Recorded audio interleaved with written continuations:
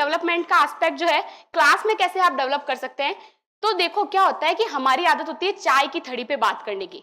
तो चाय की थड़ी पे हम कैसे बात करते हैं, पुतिन ने ये किया, अरे जेलेंस्की ने ये किया। तो ये ना तरीका फिर आपके आंसर्स में भी दिखता है।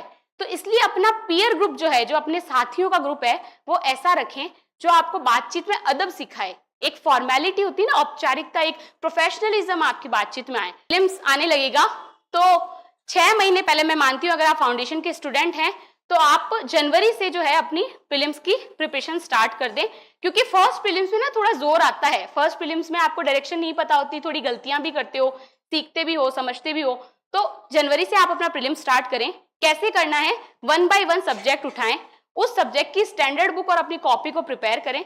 प्रीलिम्स प्रैक्टिस सीरीज से उसका सारा प्रिपरेशन करके वैल्यू एडिशन अपनी कॉपी में कर लें, ताकि वो प्रीलिम्स प्रैक्टिस सीरीज की बुक आपको बार बार रिवाइज ना करनी पड़े। और तब आप किसी एक अच्छी टेस्ट सीरीज को ज्वाइन करें। और अच्छी, कई बार क्या होता है, मैं देखती हूँ बच्चे टेस्ट देके आते हैं, उनके लिए टेस्ट देने का मतलब वहीं खत्म हो जाता है जहां पे वो टेस्ट देके आ गए। ठीक है, कि वहां क्लासरूम में टेस्ट दे दिया, पेपर आया, फोल्ड हुआ, न्यूज़पेपर के बीच में गया, बात खत्म। ठीक है, ये नहीं करना है, ये इनकम्प्लीट है। आपका टेस्ट देना तब तक कंप्लीट नहीं होता जब तक कि आप घर आके उस टेस्ट पेपर के 100 क्वेश्चन तैयार नहीं कर लेते हैं। अब यहाँ क्यों टेस्ट पेपर सॉल्व करना इंपॉर्टेंट है, आप एक चीज समझो। सुबह से शाम अगर आप बुक लेके बैठते हो तो आप कितना कंसंट्रेशन से कितने कंसेप्ट तैयार कर लोगे। उसकी बजाय आप जो टेस्ट देख के आते हो उसमें 100 क्वेश्चन होते हैं। 100 क्वेश्चन का मतलब होता है 100 कंसेप्ट है वो, क्योंकि पेपर इस तरीके से बनाया जाता है कि किसी भी चीज का रिपीटेशन ना हो। तो वो 100 कंसेप्ट तैयार होंगे आपके।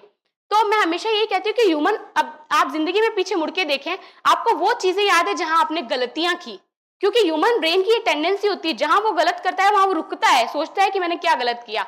तो यही टेस्ट सीरीज के पीछे की भी साइकोलॉजी है, जहां आप गलत करोगे वहां आप रुकोगे, देखोगे कि मैंने क्या गलत किया।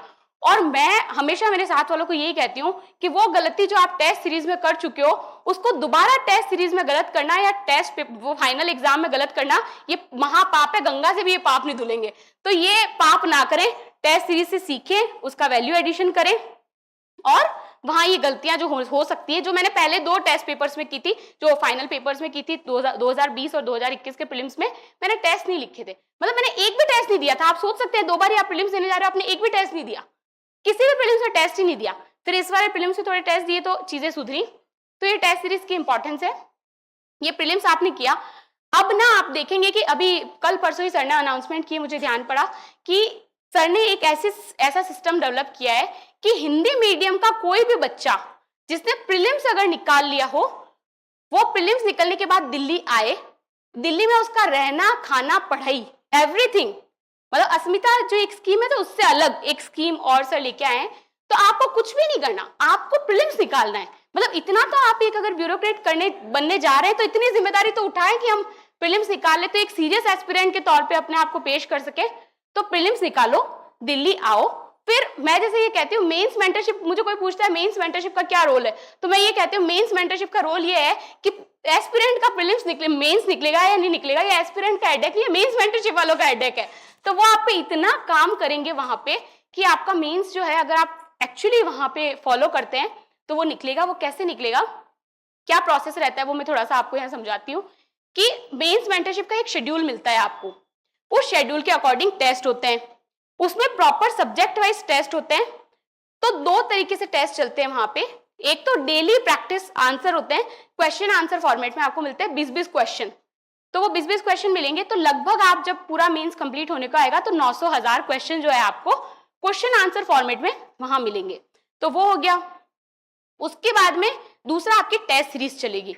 तो टेस्ट सीरीज में एक तो पहले 3-3 घंटे वाली चलेगी इनिशियली, कि 3-3 घंटे सब्जेक्ट वाइज टेस्ट लिखने हैं, फिर फुल टेस्ट होंगे, फिर पेपर वाइज टेस्ट होंगे, और एग्जाम से ठीक 15-20 दिन पहले आपके बकायदा जैसे मेंस होना है फाइनल मेंस, वैसे आपको पूरा मॉक मेंस होगा। ऐसे का पेपर हुआ, फिर सुबह शाम पेपर 1 दिया, पेपर 2 दिया।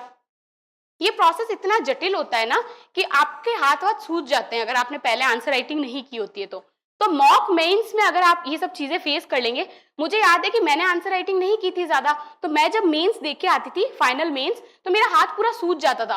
वो इस स्थिति में भी नहीं होता था कि अगले दिन का पेपर लिखा जाएगा क्या। तो मैंने सारे मेंस गोलियां खा के लिखे हैं कि कैसे भी करके ये 10 दिन निकले तो मेंस लिखा जाए। तो ये गलतियां ना करें, पहले से आंसर राइटिंग की इतनी प्रैक्टिस करें कि आपका हाथ यूजुअल हो जाए।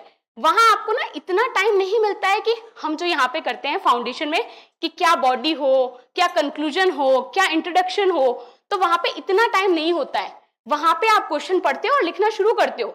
तो जो आपके पेन की पहले से आदत है, आपको पता है एक बार बचपन में हम साइकिल चलाना सीखते हैं तो उसको दोबारा सीखने की जरूरत नहीं पड़ती है। क्यों? क्योंकि हमारे ब्रेन में कहीं ना कहीं वो सिस्टम की सेटिंग हो गई है।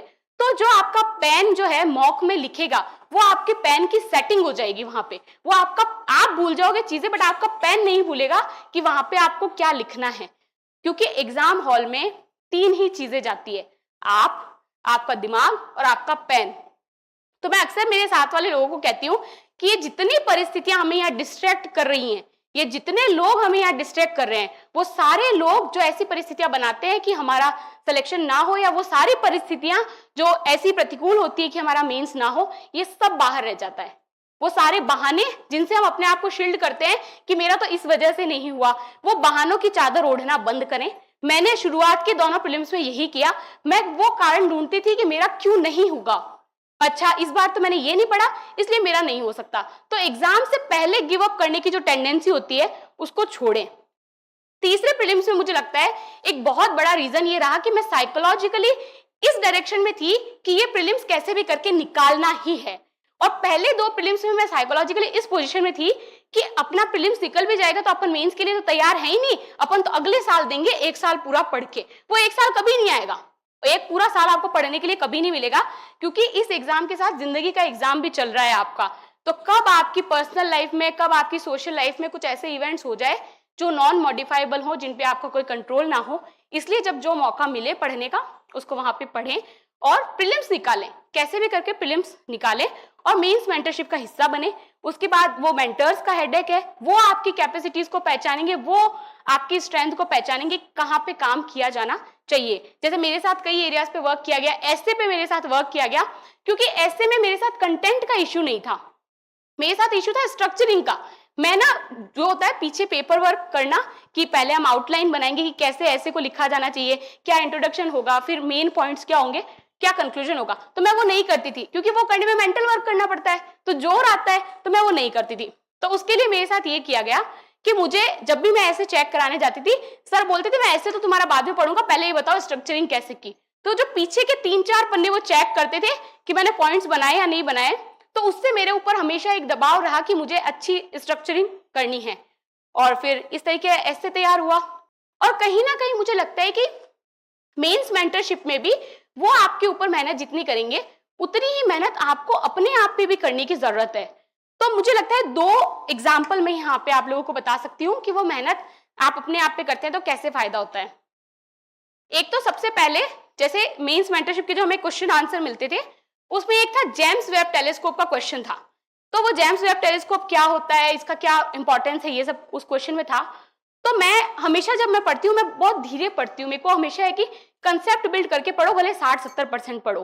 तो कई बच्चे मेरे जैसे होंगे जो इस बात से तनाव में रहते हैं, सिलेबस पूरा नहीं हुआ, क्या करें।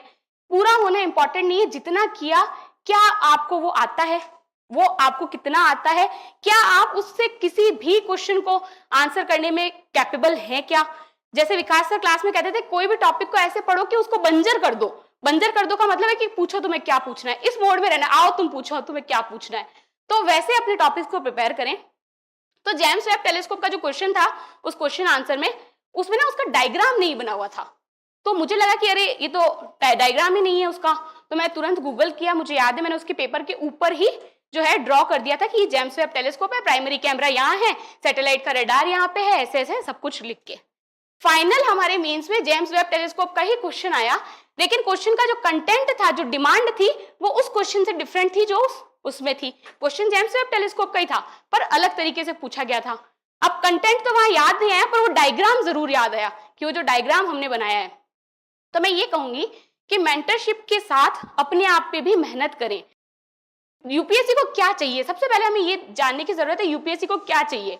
अगर मुझे एक शब्द में कहना हो, अगर सिंप्लीफाई करूं मैं इस प्रिपरेशन को, तो मैं कहूंगी यूपीएससी को एक क्यूरियस माइंड चाहिए, एक जिज्ञासु दिमाग चाहिए कि ये पंखा चल रहा है तो क्यों चल रहा है, बाहर चक्रवात आ रहा है तो क्यों आ रहा है, क्या आप अपने जीवन पे क्यों पे फोकस करते हैं।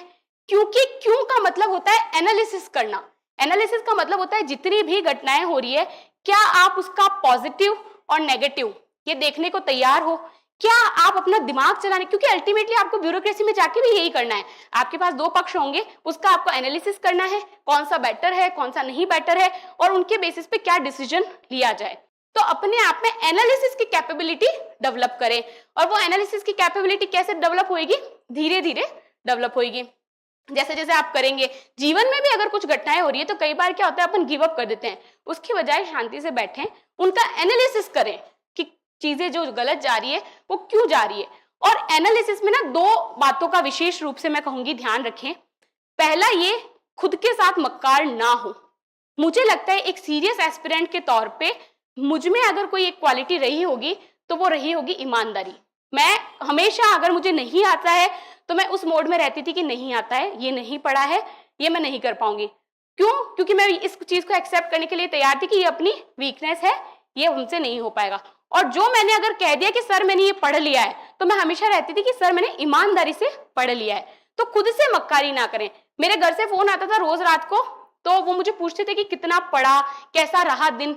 तो मैं अगर किसी दिन 6 घंटे पढ़ा है और ये कह रही थी कि हाँ मम्मी ठीक ही पढ़ा है, पूरा दिन अच्छे से ही पढ़ा है, तो मुझे अपने आप से ये गिल्ट हो सकती थी कि नहीं झूठ बोल रहे हो आप अपने आप से, अपने पेरेंट्स से। तो ये ना करें। इससे अच्छा किसी दिन लग रहा है कि नहीं पढ़ना है तो मैं तो किताबें उठा के आ जाती थी कि आज नहीं पढ़ना मतलब नहीं पढ़ना, मूड नहीं है तो नहीं है। तो ये मूड नहीं है हमेशा नहीं होना चाहिए, महीने में एक आध बार होगा तो चल जाएगा, ये मैनेज हो जाएगा। अब ये नहीं कि मैडम बोले कि मूड नहीं है तो नहीं पढ़ना, तुम बोलो कि भैया चलो हमारा तो मूड नहीं, हम तो पढ़ेंगे ही नहीं। तो मन पे एक जो है कैलकुलेटेड तरीके से मन को राजी करना चाहिए।